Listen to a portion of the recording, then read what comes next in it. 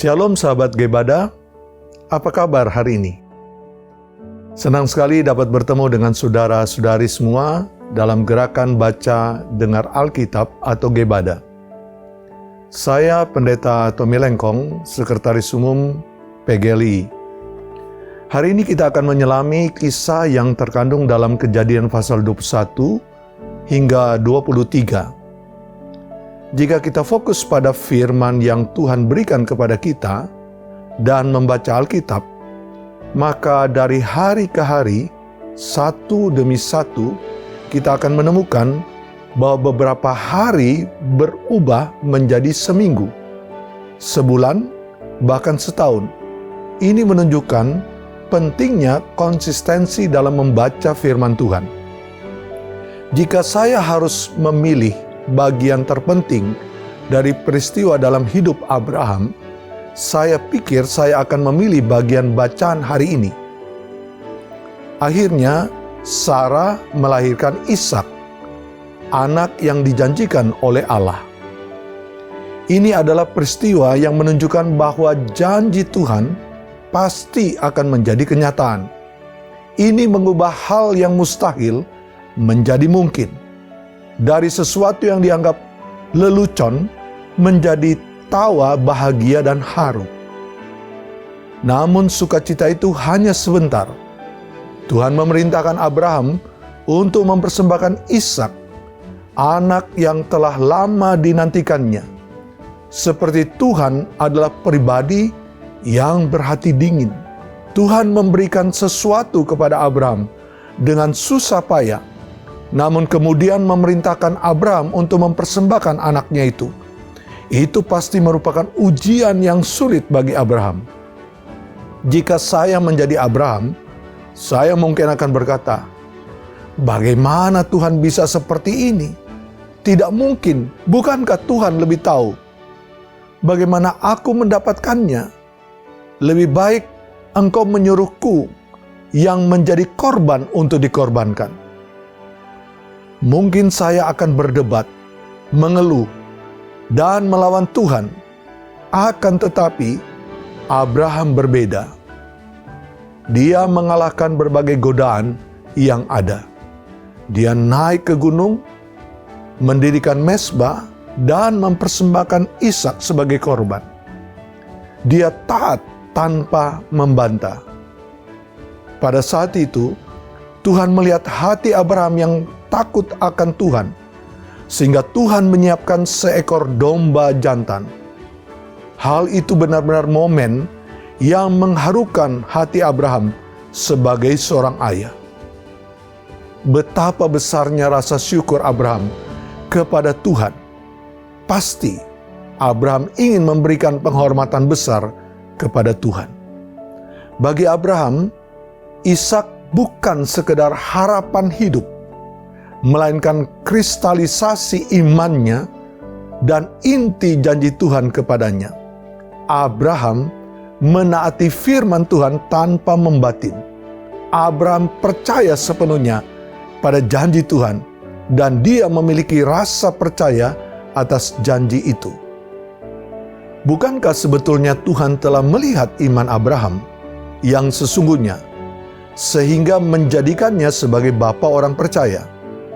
Namun Tuhan kembali dikagetkan dengan imannya. Tuhan tidak pernah mengecewakan Abraham yang mentaatinya dengan iman. Setelah mengujinya, Tuhan semakin mengakui dan memberkati sepanjang hidup Abraham. Semoga iman dan berkat pada hidup Abraham juga ada di dalam kita semua. Jadi, mari kita baca bersama-sama Kejadian pasal 21 sampai 23.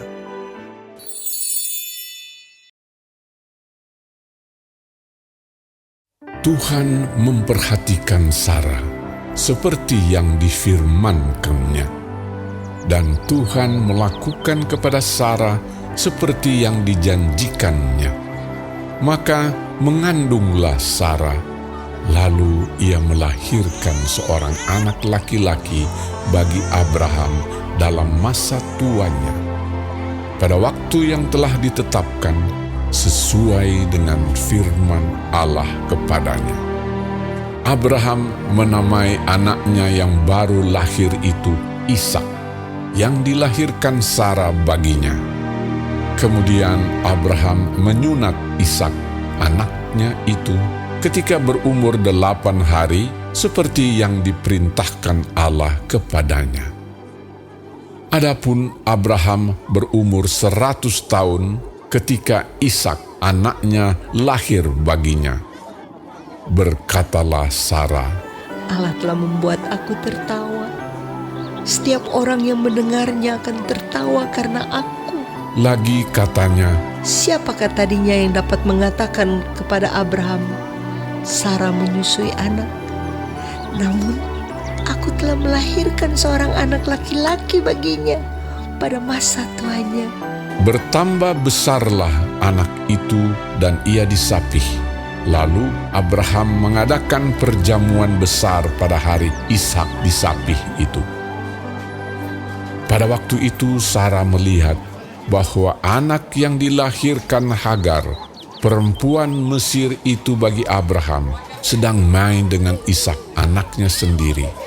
Berkatalah Sara kepada Abraham, Usirlah hamba perempuan itu beserta anaknya, sebab anak hamba ini tidak akan menjadi ahli waris bersama-sama dengan anakku Ishak. hal ini sangat menyebalkan Abraham oleh karena anaknya itu. Tetapi Allah berfirman kepada Abraham, Janganlah sebal hatimu karena hal anak dan budakmu itu. Dalam segala yang dikatakan Sara kepadamu, haruslah engkau mendengarkannya. Sebab yang akan disebut keturunanmu ialah yang berasal dari Ishak. Tetapi keturunan dari hambamu itu juga akan kubuat menjadi suatu bangsa, karena ia pun anakmu. keesokan harinya, pagi-pagi Abraham mengambil roti serta sekirbat air dan memberikannya kepada Hagar. Ia meletakkan itu beserta anaknya di atas bahu Hagar. Kemudian disuruhnyalah perempuan itu pergi. Maka pergilah Hagar dan mengembara di padang gurun Beersheba.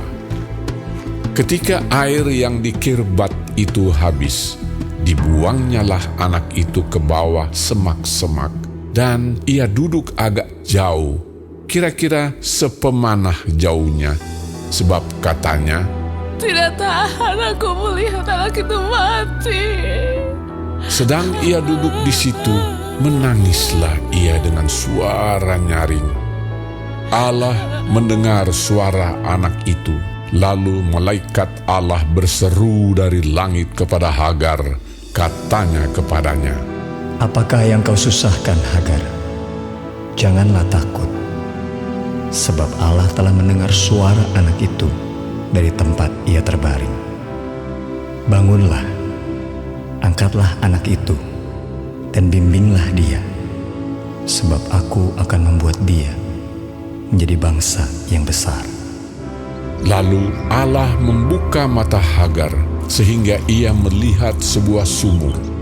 Ia pergi mengisi kirbatnya dengan air, kemudian diberinya anak itu minum. Allah menyertai anak itu sehingga ia bertambah besar. Ia menetap di padang gurun dan menjadi seorang pemanah. Maka tinggallah ia di padang gurun Paran, dan ibunya mengambil seorang istri baginya dari tanah Mesir. Pada waktu itu Abimelek beserta Pikol, panglima tentaranya, berkata kepada Abraham, Allah menyertai engkau dalam segala sesuatu yang engkau lakukan. Oleh sebab itu, bersumpahlah kepadaku di sini demi Allah, bahwa engkau tidak akan berlaku curang kepadaku, atau kepada anak-anakku, atau kepada cucu cicitku, sesuai dengan persahabatan yang kulakukan kepadamu demikianlah harus engkau berlaku kepadaku dan kepada negeri yang kau tinggali sebagai orang asing. Lalu kata Abraham, Aku bersumpah.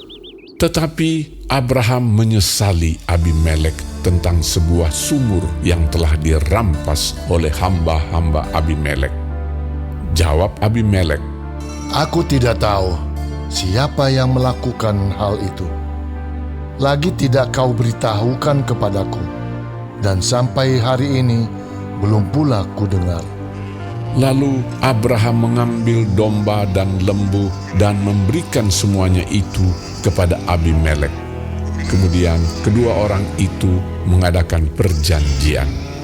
Tetapi Abraham memisahkan 7 anak domba betina dari domba-domba itu. Lalu kata Abimelek kepada Abraham, Untuk apakah 7 anak domba yang kau pisahkan ini? jawabnya, 7 anak domba ini harus kau terima dari tanganku untuk menjadi tanda bukti bagiku bahwa akulah yang menggali sumur ini. sebab itu orang menyebutkan tempat itu Bersheba, karena kedua orang itu telah bersumpah di sana. Setelah mereka mengadakan perjanjian di Bersheba, pulanglah Abimelek beserta Pikol, panglima tentaranya, ke negeri orang Filistin. Lalu Abraham menanam sebatang pohon tamariska di Bersheba dan memanggil di sana nama Tuhan Allah yang kekal. Dan masih lama Abraham tinggal sebagai orang asing di negeri orang Filistin. Setelah semuanya itu, Allah mencoba Abraham. Ia berfirman kepadanya, Abraham, lalu sahutnya, Ya Tuhan. firman-Nya, ambillah anakmu yang tunggal itu, yang engkau kasihi, yakni Ishak. Pergilah ke tanah Moria, dan persembahkanlah dia di sana, sebagai korban bakaran pada salah satu gunung yang akan kukatakan kepadamu. Keesokan harinya, pagi-pagi, bangunlah Abraham. Ia memasang pelana keledainya dan memanggil 2 orang bujangnya, beserta Ishak, anaknya. Ia membelah juga kayu untuk korban bakaran itu. Lalu berangkatlah ia dan pergi ke tempat yang dikatakan Allah kepadanya. Ketika pada hari ketiga Abraham melayangkan pandangnya, kelihatanlah kepadanya tempat itu dari jauh. Kata Abraham kepada kedua bujangnya itu, Tinggallah kamu di sini dengan keledai ini. Aku beserta anak ini akan pergi ke sana. Kami akan sembahyang. Sesudah itu kami kembali kepadamu. Lalu Abraham mengambil kayu untuk korban bakaran itu dan memikulkannya ke atas bahu Ishak, anaknya. Sedang di tangannya dibawanya api dan pisau. Demikianlah keduanya berjalan bersama-sama. Lalu berkatalah Ishak kepada Abraham ayahnya, Bapak, sahut Abraham. Ya anakku, Bertanyalah ia, di sini sudah ada api dan kayu.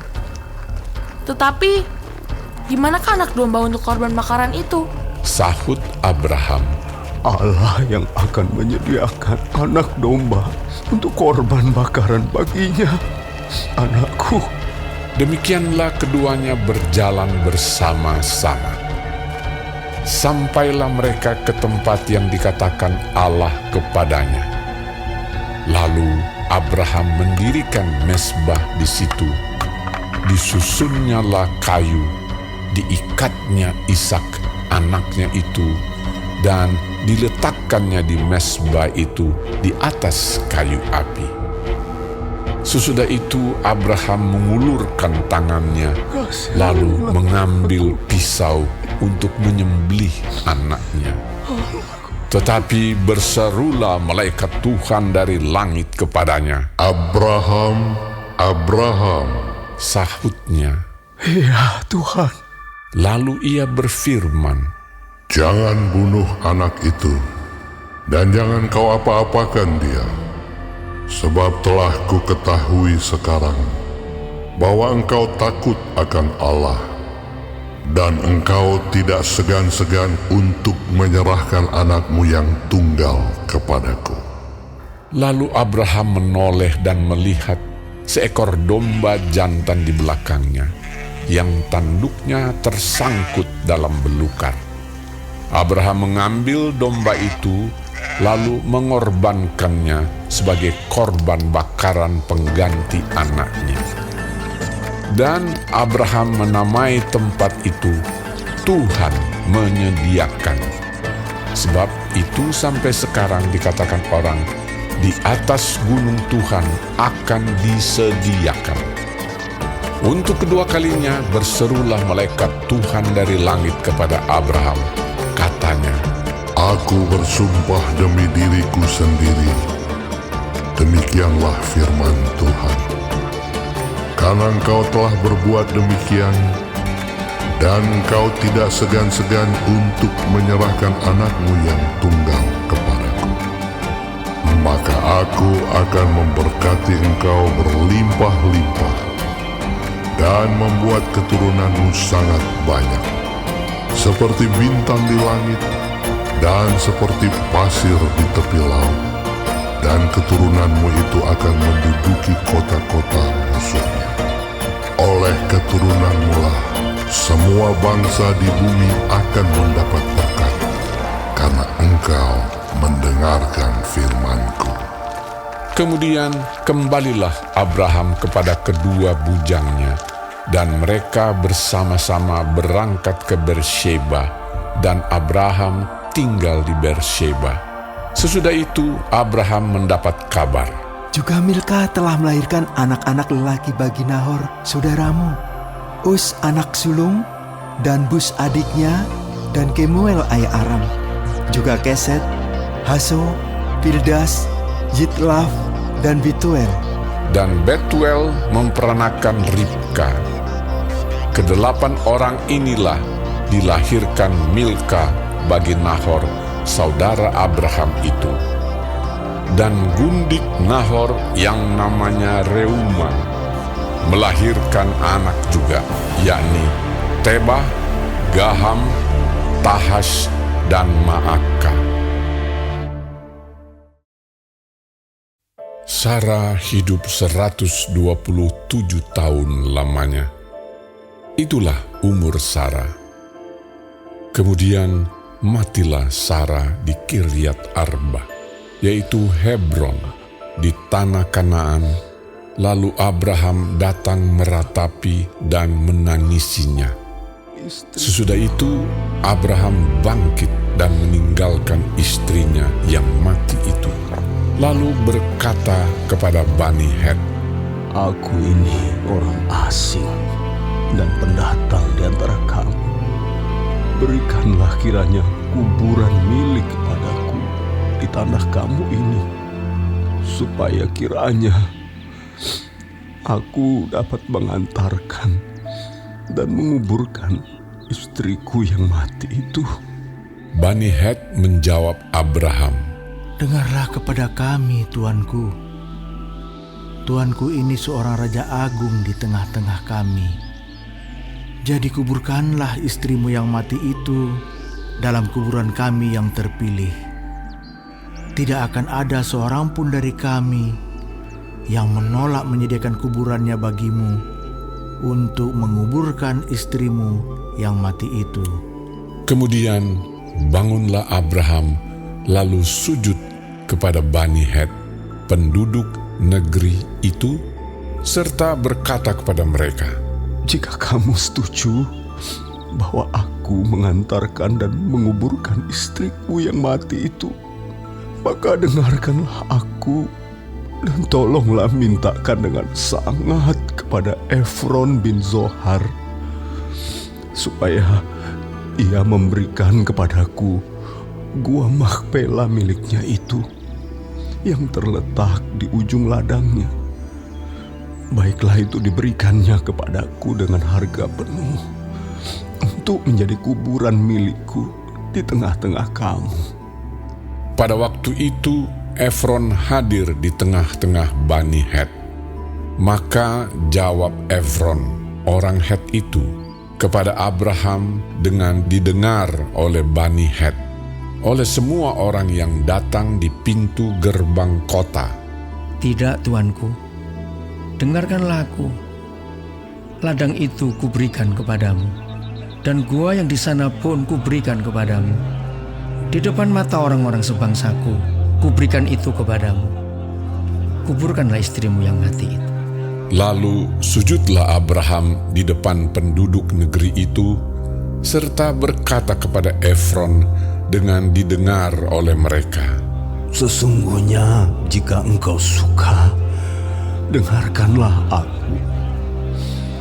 Aku membayar harga ladang itu. Terimalah itu daripadaku, supaya aku dapat menguburkan istriku yang mati itu di sana. Jawab Efron kepada Abraham, Tuanku, dengarkanlah aku. Sebidang tanah dengan harga 400 sikal perak. Apa artinya itu bagi kita? Kuburkan sajalah istrimu yang mati itu.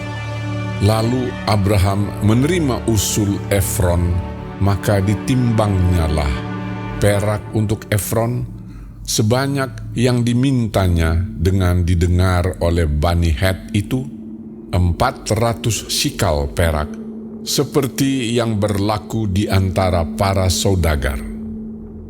Demikianlah ladang Efron yang letaknya di Makpela di sebelah timur Mamre, ladang dan gua yang di sana, serta segala pohon di ladang itu, bahkan di seluruh tanah itu sampai ke tepi-tepinya, diserahkan kepada Abraham menjadi tanah belian di depan mata Bani Het itu, di depan semua orang yang datang di pintu gerbang kota.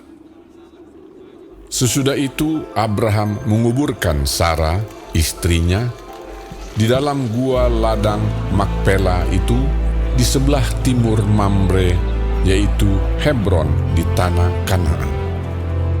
Demikianlah dari pihak Bani Het, ladang dengan gua yang ada di sana diserahkan kepada Abraham menjadi kuburan miliknya.